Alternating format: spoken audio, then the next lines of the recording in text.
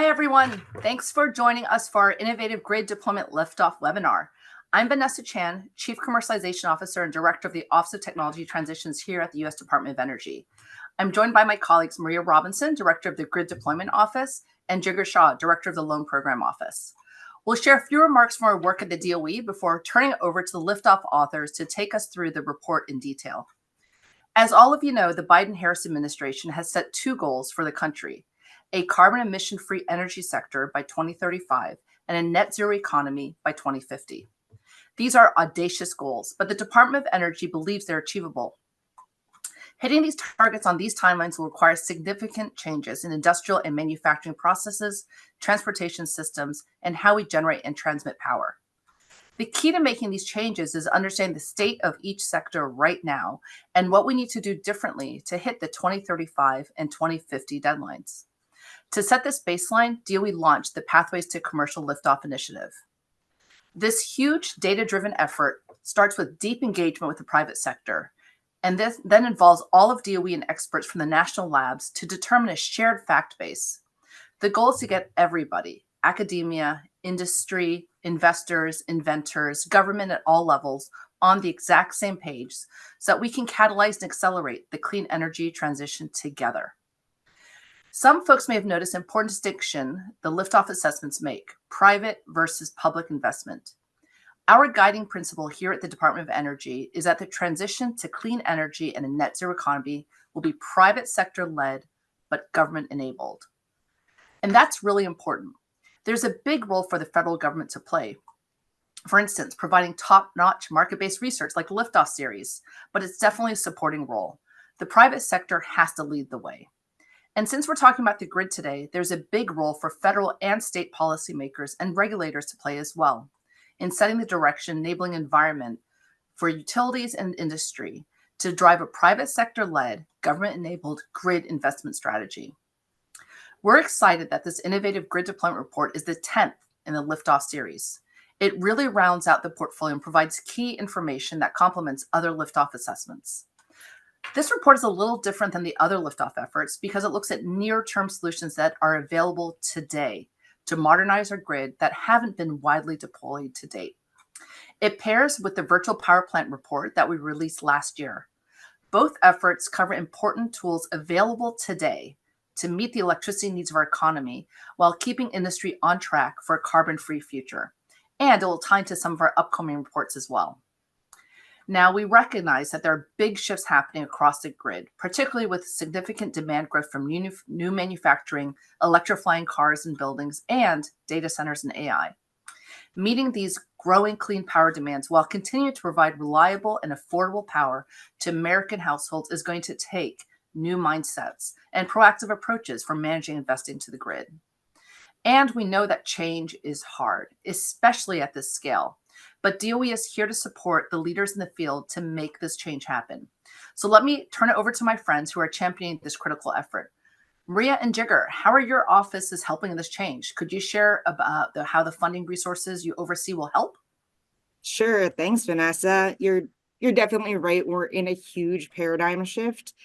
We have to change how we manage and invest in a modern and expanding grid that looks different, with both more distributed resources, digitization, and greater control of and visibility into our energy choices. There's certainly a lot of talk about AI today as both a stressor on the grid, but also a huge opportunity to improve our management of the grid. But it's going to mean that we need to take a more proactive, growth-oriented mindset towards investing in the grid. So here at DOE, to re-emphasize what Vanessa said, we're here to be industry's partner in that shift. We want to help with understanding how to deploy these technologies in grid hotspots, identify the barriers and enablers to adoption, and of course, work with utilities and communities to really make it happen. So, for example, here at the Grid Deployment Office, we're using our Grid Resilience Innovation Partnerships Program, GRIP, to invest in the deployment of many advanced technologies identified in the Liftoff report. In October last year, we announced the first round of GRIP funding of about $3.5 billion, which is supporting 58 projects across 44 states. And this funding represents the federal government's largest single direct investment in critical grid infrastructure, and it's catalyzing more than $8 billion total in public and private investments. During that first round of GRIP funding, we here at DOE selected 12 projects that include investing in grid enhancing technologies like dynamic line rating and distributed energy resource management systems. And we currently have a second funding opportunity that's open now, focused on creating comprehensive solutions that link grid communication systems and operation systems to increase resilience and reduce power outages and threats. So it's also looking to deploy advanced technologies such as DERs and battery systems to provide some of those essential grid services. A third funding opportunity will be available in the coming months. So for those of you on the call today, if that work piques your interest, keep an eye out for that funding announcement at the Grid Deployment Office. These types of projects through GRIP certainly leverage both public and private capital to de-risk efficient and equitable deployment, as well as catalyze future private investment in advanced grid solutions. So the ultimate goal for us is to accelerate the timeline for achieving integration at scale. And I'll turn it over to Jigger to talk a little bit about what's going on at the Loan Programs Office. Thanks. On the Loan Program Office end, our mission is to be the premier public financing partner, accelerating high-impact energy and manufacturing investments to advance America's economic future. LPO has made major modifications to our approach to grid-related tech to get faster deployment. Right now, our applicants are seeking more than $25 billion of transmission-related financing under our Innovative Clean Energy and Energy Infrastructure Reinvestment programs. For new transmission lines, we are uniquely able to take merchant risk, as we know most of these lines do not get fully subscribed until they are closer to completion. LPO is well positioned to provide debt financing to companies deploying these technologies, either standalone or as part of a broader grid investment initiative, and also to support the manufacturing of these next-gen technologies, especially advanced conductors, transformers, and other transmission-related equipment. We're already supporting a $3 billion virtual power plant in Puerto Rico, which has been credited with saving the grid here over the last few months, and multiple HVDC high voltage direct current projects through the Innovative Clean Energy Program. And our Energy Infrastructure Reinvestment Loan Program, 1706, can help utilities upgrade their existing infrastructure, including with advanced grid technologies. We are comfortable with next-generation reconductoring efforts and a broad array of transmission, distribution, and generation upgrades, which are projects that can integrate advanced grid solutions. And it's critical that our manufacturing and energy generation applicants and grantees can connect to a reliable and clean grid. If they can't connect to the grid quickly, that will meaningfully impact our ability to underwrite their debt. So we're invested in getting advanced grid solutions deployed quickly to get more capacity out of and to modernize our existing grid infrastructure to support economic growth and decarbonization. So now money is great. We all know that cash is queen, but DOE does a lot more than just funding. So Maria, what other grid efforts are happening that can support deployments of advanced grid solutions? Yes. So while the funding is exciting, I'm actually pretty excited about some of the other announcements that we've had over the past few weeks in the grid space. So just last month, DOE finalized a rule to help speed up environmental reviews of upgrades to existing transmission lines. So this rule creates a categorical exclusion for projects that use existing transmission rights of way, such as advanced reconductoring projects. And that will make it faster and easier for utilities to reconductor, including, again, with advanced conductors, as mentioned in this particular liftoff report. So certainly those types of projects that Jigger mentioned that LPO is supporting can benefit from this categorical exclusion. So we also finalized a rule recently to establish what's called the SITAP program, which stands for Coordinated Interagency Transmission Authorizations and Permits Program.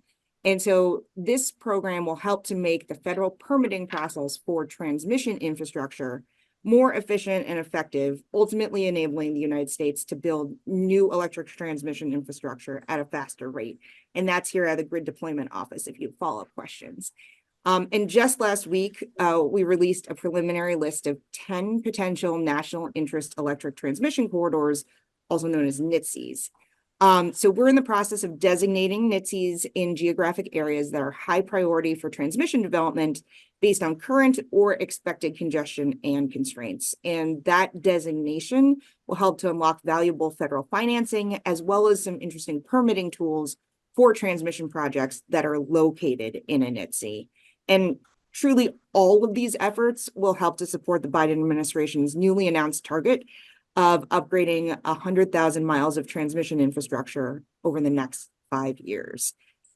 So with the tools available to us today, which is what this liftoff report covers, I really believe that goal is possible. And importantly, achieving it will mean that we'll get more out of our existing grid in the near term to drive a clean and affordable American power sector while new transmission is built out over time and the grid expands. We here at the Grid Deployment Office and several other Department of Energy offices have a lot of technical assistance resources to help industry, regulators, policymakers with a broad range of activities necessary to support deployments and drive liftoff. And that includes our grid resilience assistance and state technical assistance programs, which can help with technology analysis, planning processes, and several other topics. So encourage you to take a look at those. But Vanessa, as you mentioned, there's such a big role for policymakers and regulators to play in collaboration with industry, of course, to drive grid improvements. So we're building and expanding the federal resources available to support these efforts. And we're looking to our friends in the policymaking, regulatory, utility space, and the rest of industry to step up and leverage these resources to be grid modernization leaders. With this liftoff report and these other efforts that we're pursuing, we here at the federal government are here to help drive action in the near term to improve the reliability of our grid today and ensure that it continues to affordably serve the needs of all American households. And I just really want to double down on what you just said, Maria, is like, we're here to help. I think that's really, really key. And Jigger, I know you're constantly on your phone. I see it all the time. So from your conversation with applicants, what are you seeing in industry and what it takes to deploy these tools? Well, frankly, we're going to need to see a big shift in the posture of utilities and regulators to be more open to these solutions. With over $25 billion in transmission applications I mentioned before, we're seeing some interest from utilities and private developers to allow cost-effective upgrades of aging grid infrastructure or develop new lines.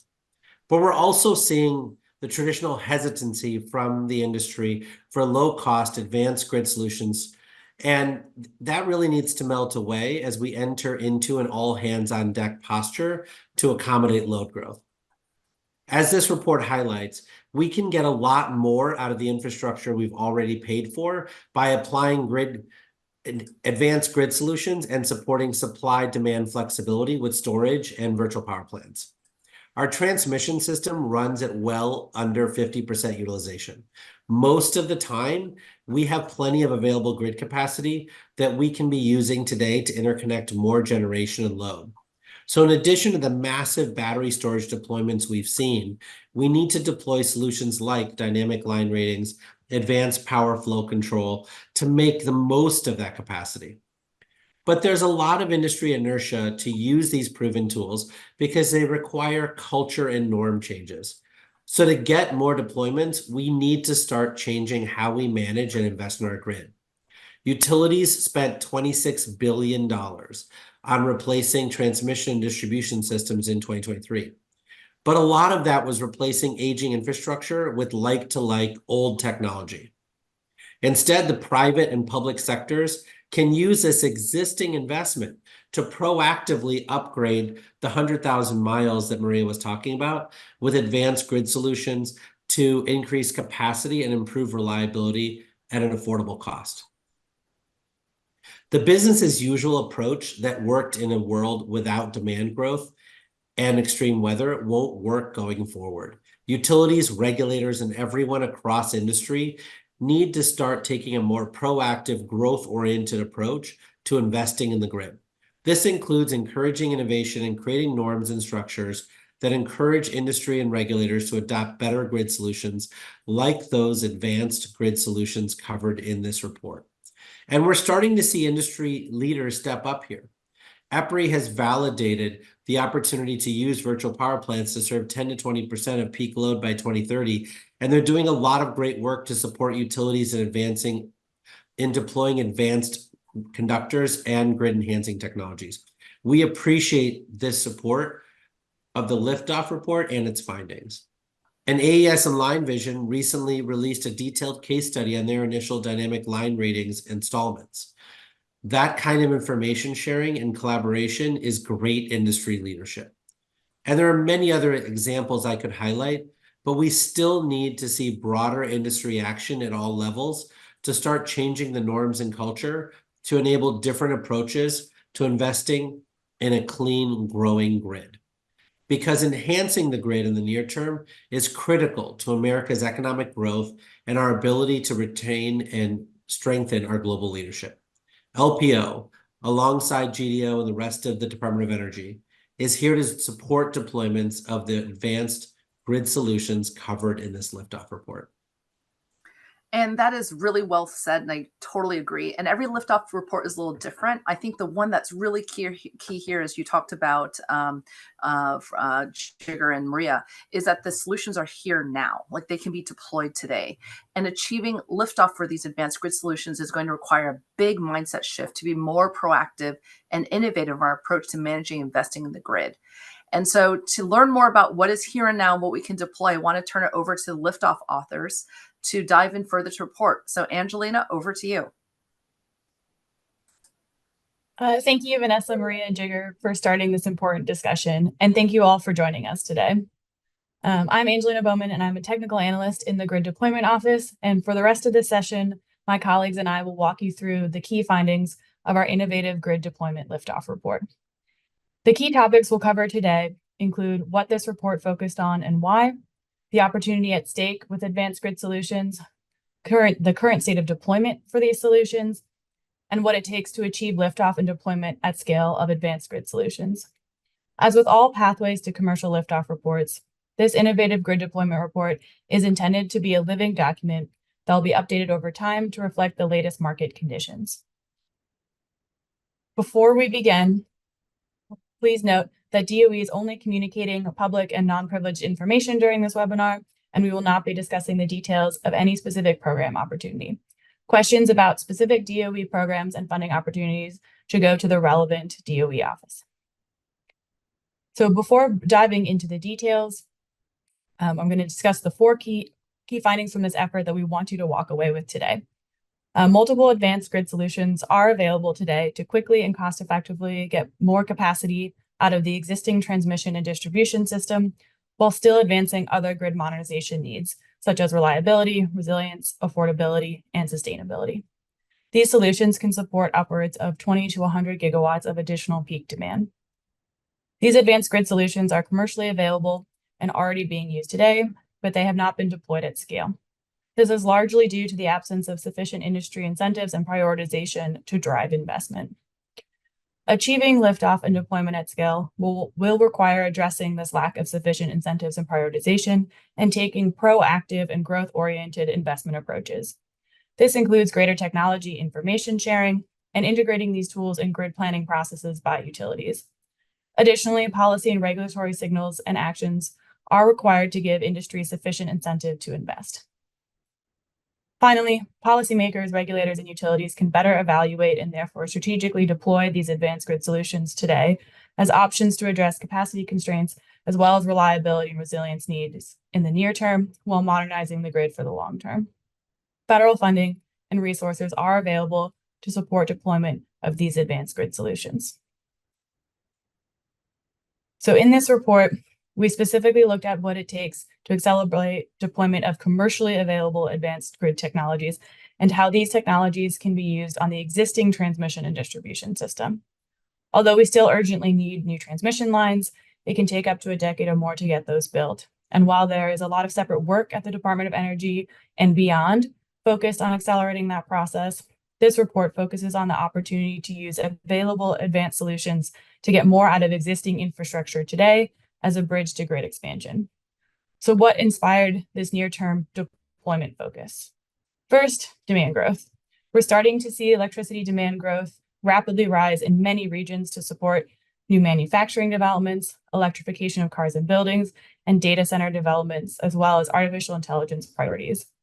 While the US has effectively supported significant demand growth in the past, energy efficiency improvements had led to a largely flat demand over the last decade. But this reality is quickly changing. This new period of significant demand growth calls for solutions that can quickly and cost-effectively be implemented today to make better use of existing grid resources while unlocking capacity to more quickly connect to the hundreds of gigawatts of new clean energy generation currently stuck in interconnection queues. Additionally, while enhancing the system to meet this growth, we also need to upgrade aging grid infrastructure, with 30% of transmission and over 60% of distribution lines estimated to be operating near or above their lifetime. On top of these needs, more frequent extreme weather and system shocks are only increasing the challenge of keeping the grid up and running reliably. All of these pressures are telling us we need to expand and modernize the grid, and to do it soon. And the good news is we have options available to do just that. So in this liftoff effort, we looked at 20 advanced grid solutions that are available today that we can start deploying on existing transmission and distribution system to respond to these pressures. And so I'm going to walk you through the 4 categories of grid solutions right now. So first, our advanced transmission technologies, such as advanced conductors and HVDC high voltage direct current systems that can expand line capacity on existing rights of way. For example, replacing existing transmission lines with advanced conductors can achieve 1.5 to 3 times more power transfer capacity without needing new rights of way and permitting. Next, we have situational awareness and system automation solutions, which includes a range of technologies that improve visibility and automation on the distribution system. Technologies like advanced distribution management systems, advanced sensors, and digital substations can improve reliability by allowing operators to locate faults and power outages more quickly and therefore restore power faster. ADMS FLIZR, fault location, isolation, and service restoration, as well as smart closers, can automatically reconfigure the system to minimize the number of customers that experience an interruption due to a single fault. Next, we have grid enhancing technologies and applications that can increase and optimize the utilization of existing grid infrastructure. Solutions such as dynamic line rating, topology optimization, and advanced power flow control can increase system utilization by allowing for transmission lines to increase power flow while still operating within safe capacity margins.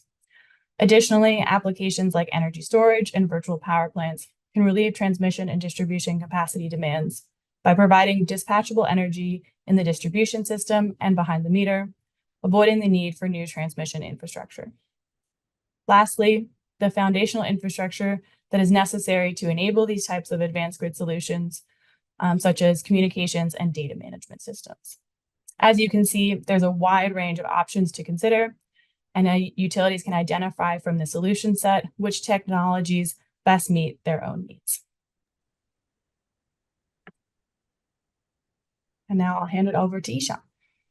Thanks, Angelina. My name's Ishan, as mentioned, and I'm a fellow at the Office of Technology Transitions. So why do we need these solutions? Well, it's because their potential impact, especially when deployed at a national scale, is meaningful. So the chart in front of you shows 7 technologies that can do this, and they can do this in 2 ways. The technologies in the dark green can expand transmission capacity, expand or enhance transmission capacity, and then the technologies in the light green can provide relief as non-wires alternative solutions. And what this chart is really showing is if we snapped our fingers and deployed all of these solutions to their full potential, to their full techno-economic potential, the capacity impact is large. The takeaway is that these technologies can individually support 20 to 100 gigawatts of additional peak demand. And this is on the order of magnitude of the 91 gigawatts of peak demand that NERC projects to come online in the next decade. Importantly, NERC made these demand projections in December of 2023, which means that demand could be even higher and further underscores the importance of these solutions. And now this is just when you look at these solutions individually. But when deployed in strategic combination, the potential impact could be even greater. And these solutions don't just help with capacity. They can also make our grid more reliable and resilient. For example, technologies like ADMS Flizzr and advanced sensors can address system outages by increasing the visibility on the system to improve our response in times of crisis. They also make our grid more affordable. For example, technologies like dynamic line ratings and volt VAR optimization can reduce energy costs by avoiding system congestion and improving energy efficiency. And they support our sustainability goals. For example, DERMS can enable more renewables and distributed energy resources to be integrated to the grid. But no one technology is a silver bullet. Utilities can deploy these individually and in strategic combination based on their own needs and objectives. And then additionally, since these technologies are used on the existing system, they're quick to deploy. Many of these take 1 to 3 years for the first time a utility deploys them. And once foundational systems and processes are in place, they can be quickly scaled in a matter of weeks or months. Most of these solutions are also low cost versus traditional alternatives. For example, several of the grid enhancing technologies can cost less than 25% of the price of conventional alternatives. And lastly, if managed intentionally, these technologies can support equity and energy justice outcomes, not only by helping improve affordability outcomes, but also by helping improve visibility and data on disadvantaged communities to help better understand and serve them. Now, we've talked a lot about benefits. Foundational technologies provide the backbone that allows these benefits to be realized. Without adequate investment in foundational technologies and capabilities, grid operators cannot effectively utilize advanced grid solutions. These advanced grid solutions share dependencies on many common foundational technologies, and this creates the opportunity to both realize cost synergies across multiple technology deployments and unlock access to future advanced technologies from foundational investments today. But across these solutions, the sophistication level of foundational technologies does vary. As an example, the figure here shows the sophistication levels of communications technologies. Communications technologies unlock access to different advanced grid solutions. Capturing future system value requires a proactive approach to infrastructure investment so that foundational technologies can support current technology deployments as well as expected future deployments. For example, for a utility looking to deploy ADMS VVO and Flizzr today, but with ADMS DERMS and virtual power plant ambitions in the long term, they can proactively invest in a best-in-class communications infrastructure rather than just the industry average level to support a fuller suite of advanced grid solutions. The best-in-class foundational infrastructure can also then enable more advanced grid protection schemes and next-generation solutions that have yet to become commercially available. Okay, so if these technologies have great benefits and we know how to realize them, why aren't they being used today? Well, spoiler alert, they are. These technologies are not new. Many of them are deployed widely overseas, and several utilities across the US are using these tools to drive meaningful value today. I'll walk through a few examples. So first, Pennsylvania Power and Light deployed dynamic line ratings, which enable a more real-time understanding of how power can safely be carried on a line rather than the conservative static line ratings used today. Kind of like dynamic speed limits on a highway. PPL achieved an increase of 20% capacity and saved $23 million in congestion costs in just the first year of deployment. Next, we have AEP, which used advanced conductors to expand transmission capacity, just like building new lanes on a highway. After reconductoring, they saw a 2x capacity increase and a 30% in energy losses. Alliant Energy and MISO used topology optimization to reroute power flows and reduce congestion. Think of this like Waze for the grid. They identified $40 million in congestion costs that could be reduced and improved reliability and safety of the system overall, with a 90% reduction in overload risks. And lastly, PG&E deployed virtual power plants to manage demand. The deployment helped reduce 24 to 34% of major customers' demand during peak times. So what is driving these investments that we're seeing? Investments in advanced grid solutions to date have largely been driven by legislative and regulatory actions at the state and federal level, external pressures like severe weather or significant distributed energy resource deployments, and federal funding, as discussed earlier, like the Grid Deployment Office's GRIP program. We're seeing a lot of utility investments in grid modernization, typically as reactions to these drivers, rather than proactive investments from industry to address the pressures we discussed earlier. So while we are starting to see adoption, deployment at scale is still lagging. While these technologies are available, investment, as you can see, is not happening. In the US, less than 7% of the $87 billion spent last year on transmission and distribution system went to advanced grid technologies, including those in the report. So we're seeing the pressures. We have the tools, and we're seeing the potential impact, but we're not seeing deployment at scale. I'll now pass it off to my colleague, Louise White, to discuss how we get to liftoff. Thanks, Sean. So how do we get to liftoff? How do we change this reality and see greater industry investment? Over the last several months, my colleagues and I have spoken to over 100 stakeholders from across the public and private sectors to understand that question of what it takes to get to liftoff. But first, what does achieving liftoff really mean here? Liftoff will be achieved when these advanced grid solutions become a core part of utility and regulators' planning, investment, and operational toolkits. It's really when they are integrated and fairly considered alongside conventional alternatives so that the best solution is chosen to address grid needs. Now, these technologies are not always going to be the best choice. We will still need conventional asset replacements or new infrastructure build. But if we're not even fairly considering the full option set today, how do we know that we're making the best and most prudent choice for American customers? So what does it take to get to liftoff? Achieving liftoff will require that we deploy no-regret solutions today with 6 to 12 large operational deployments for each technology in a diverse set of utility contexts. We heard multiple times from utilities and regulators that no one wants to be the first mover in this environment, but they're willing to be fast followers. So we need to support our first movers in a diverse set of contexts so that utilities, grid operators, and regulators all have a peer to look to understand how the solution can work in their context. But it's not enough just to deploy the technologies. In these early deployments, we also need to simultaneously address 4 liftoff priorities to tackle the challenges holding these solutions back and de-risk adoption at scale.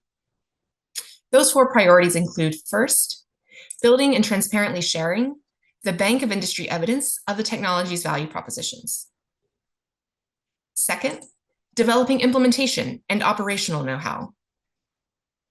Third, refining the planning and investment case approaches for these solutions. And fourth, aligning economic models and incentives to encourage adoption. Now we'll dive into each of these a little bit more, but I want to note that making progress on all 4 of these liftoff priorities in these early deployments will take greater collaboration across industry, from utilities and technology providers to regulators and policymakers to investors and industry advisors. But with that collaboration, we can build repeatable and scalable deployment models that can enable these solutions to become a core part of industry's toolkit to achieve liftoff within 3 to 5 years. And we're not starting from zero. We can build off of the deployments and experiences already happening to quickly embed this into industry's core grid toolkit, such as the case studies highlighted earlier, as well as some additional example resources that I'll highlight now. All right, now let's double click into each of these key liftoff priorities. Priority 1, building and transparently sharing the bank of industry evidence for the technology value proposition really means building widespread understanding and confidence in advanced grid solutions as viable alternatives to conventional technologies. So example opportunities here include comprehensive and transparent case studies that include lessons learned from successes and failures, broadly accessible resource libraries or centers of excellence, or collaborative forums to share industry experiences. And progress along these dimensions is already underway with some example efforts highlighted on the right. Priority 2, developing implementation and operational know-how is really about making sure that utilities and their workforce are able to more smoothly procure, install, operate, and maintain these technologies to get deployments out in the field. This includes developing specs and interoperability expectations, developing installation and operational checklists, trainings, and best practices, and where needed, developing workforce training programs to upskill existing and train new industry talent on how to use these solutions alongside legacy assets. And again, progress is already underway that we can continue to build on to make this happen. Priority 3, refining planning and investment case approaches is needed to ensure that during system planning, grid operators can effectively evaluate and prioritize advanced technology solutions for investment, including against conventional alternatives.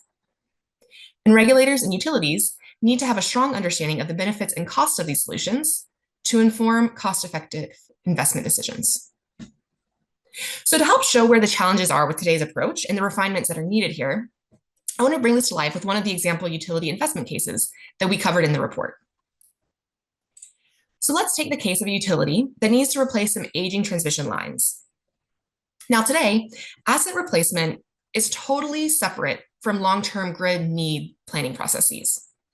So in a typical asset replacement approach with current practices today, the utility would look at what the least cost solution is to bring that aging transmission line, a steel core conductor typically, back up to its original performance condition.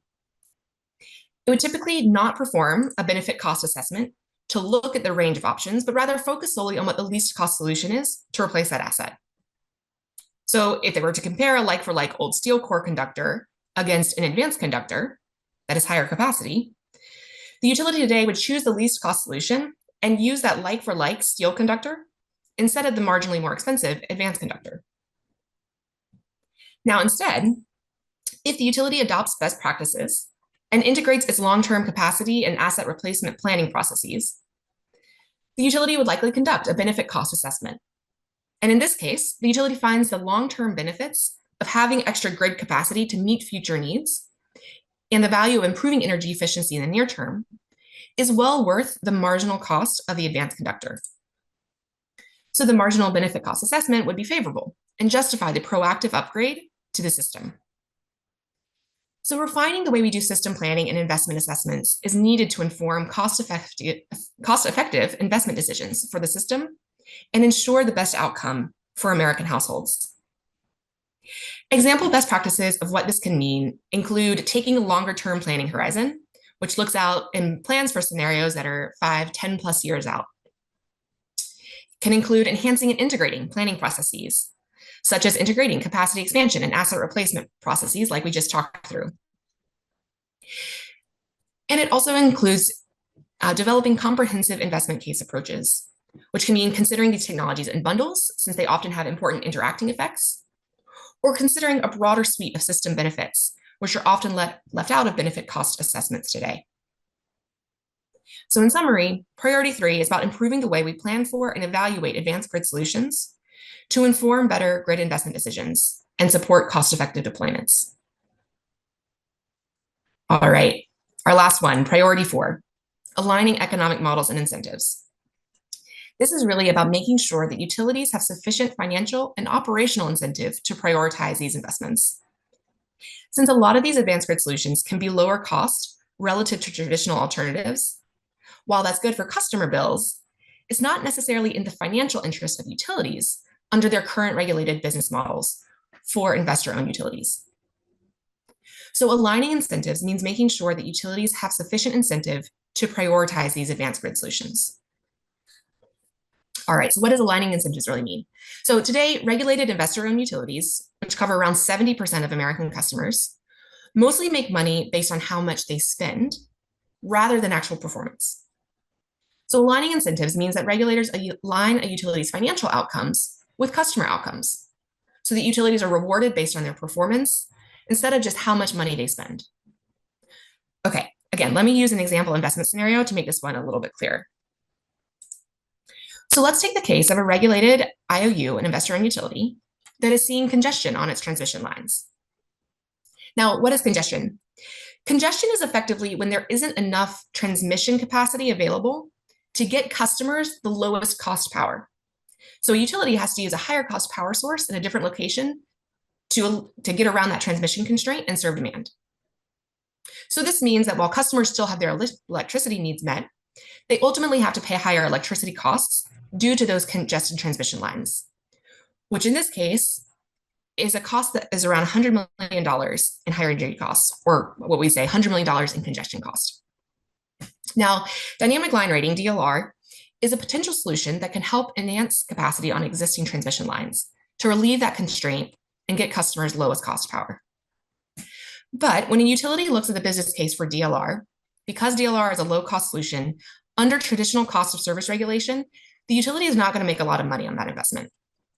So in this example, if DLR only costs $10 million to deploy across a system, with the typical 10% approved rate of return under current utility business models, that would represent a $1 million potential return for the utility. So instead of prioritizing DLR, since it isn't a critical reliability threat, the utility will likely prioritize other bigger capital projects like new generation or rebuild projects that could earn higher total financial returns. So in this case, DLR wouldn't be deployed and customers would be stuck with higher energy costs of $100 million. Now, instead, let's look at what would happen if the regulator acted to establish a financial incentive, such as a shared savings incentive, to encourage the utility to reduce congestion costs. This could really change the equation. So in this case, using best practices, the utility uses a comprehensive benefit cost assessment approach to value the potential deferred transmission capacity, reduce congestion energy costs, and other benefits over the time period considered from a DLR deployment. But let's really just focus on that dark green bar here of the potential $100 million of avoided congestion. With a shared savings incentive, the utility gets to realize some of the benefit from reducing congestion and ultimately reducing costs for ratepayers, which is that dark green bar. So with $100 million of avoided congestion costs and a 25% shared savings incentive regulatory structure, the utility gets to keep $25 million of that avoided cost. So what was previously a $1 million return is now a $25 million return. So DLR might become a bigger priority for the utility because it is a more attractive investment.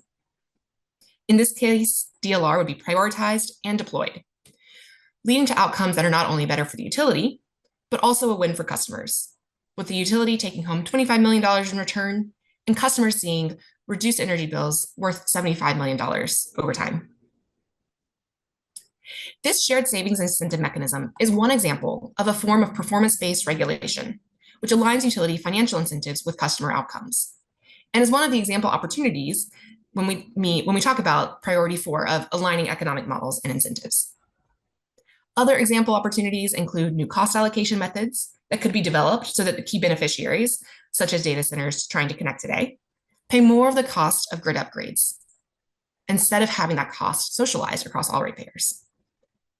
Or alternatively, cost recovery for innovation funds to support new solution deployments, which could help align industry incentives with newer advanced grid solutions and other high impact innovations. So in summary, priority 4 focuses on the need to implement models that align incentives to support broader deployment of advanced grid solutions. Now, lastly, before we turn on to what's next, one last important note here. These technologies could start being deployed without increasing costs to ratepayers. Building on the examples we just walked through, these solutions could be deployed by using the money that's already being used on conventional asset replacements to proactively upgrade those assets with advanced grid solutions to enhance the system. Or developing new cost allocation methods, like I mentioned, where maybe interconnecting generators or large data center customers that are driving much of the grid needs today can help pay their fair share for the cost of those deployments. And lastly, of course, leveraging federal funding and technical assistance programs can help further alleviate deployment costs. Now with that, I'll turn it over to Isabel to wrap us up.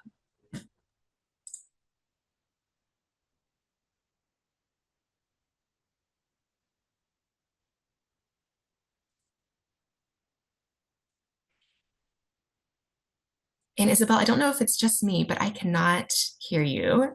Let me make sure.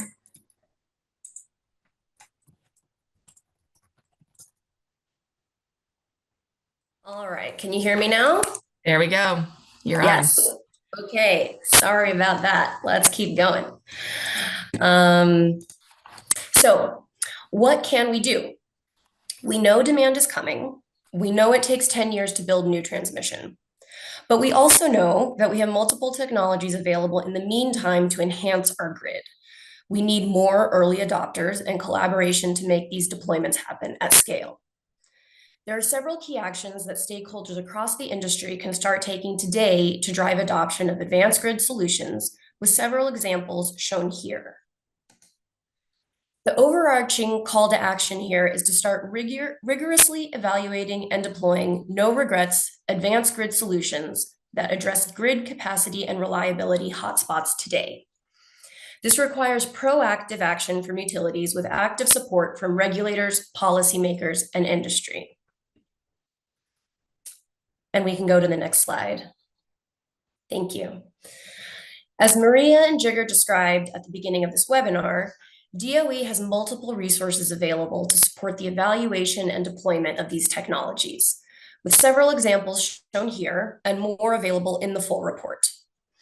These resources include direct grants like the GRIP program, loans and financing tools, and technical assistance, as well as various other deployment tools and resources. And we can go to the next slide. Thank you. We are coming to the end of our session, and we've covered a lot of ground. In summary, there are 4 takeaways that I would like you to remember.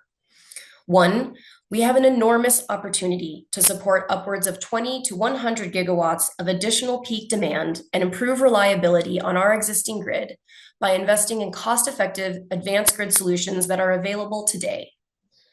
2, these solutions are already being used today, but wide-scale deployment is lagging.